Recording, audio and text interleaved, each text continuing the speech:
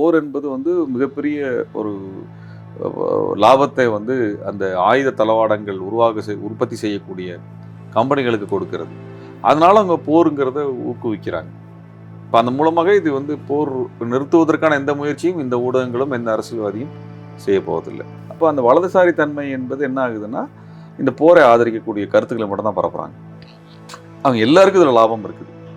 இந்த போரை நடத்துவதில் எல்லாருக்கும் ஒரு லாபம் இருக்குது. நிறுவனங்களுக்கு லாபம் இருக்கிறது, அரசியல்வாதிகளுக்கு லாபம் இருக்கிறது, ஊடகங்களுக்கு லாபம் இருக்கிறது.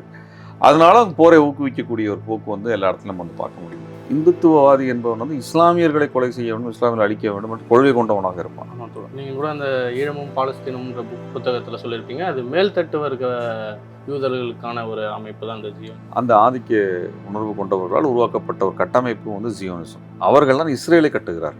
அதனுடைய இராணுவத்தை வந்து எகிப்து போன்ற நாடுகள் ஆதரிக்கிறது. இதற்கு பின்புலத்திலே ஐரோப்பிய நாடுகள் இருக்கின்றன.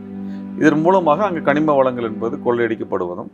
இப்போ சூடான்ற ஒரு நாட்டுக்குள்ள எத்தனை இனக்குழுக்கள் இருக்கு? பல்வேறு இனக்குழுக்கள் இருக்குது. ஒரு பரந்துபட்ட பெரிய அளவிலான இனக்குழுக்களாக பார்க்கப்படுறது என்னன்னா, உங்களுக்கு அரபு மக்கள், அரபியர் அல்லாத மக்கள் இரண்டாக பெரிதாக பிரிக்கப்படுகிறது. அரபியர் அல்லாத மக்களை அழிக்கக்கூடிய வேலையை, கொன்றழிக்க ஒரு இனப்படுகொலை செய்யக்கூடிய வேலையை RSF செய்கிறது. அது வந்து RSF வந்து என்ன பண்ணுதுன்னா, அரபியர் அல்லாத இனக்குழுக்களை கொன்றழிக்கக்கூடிய வேலையை செய்வதாக பெரும் குற்றச்சாட்டு எழுகிறது.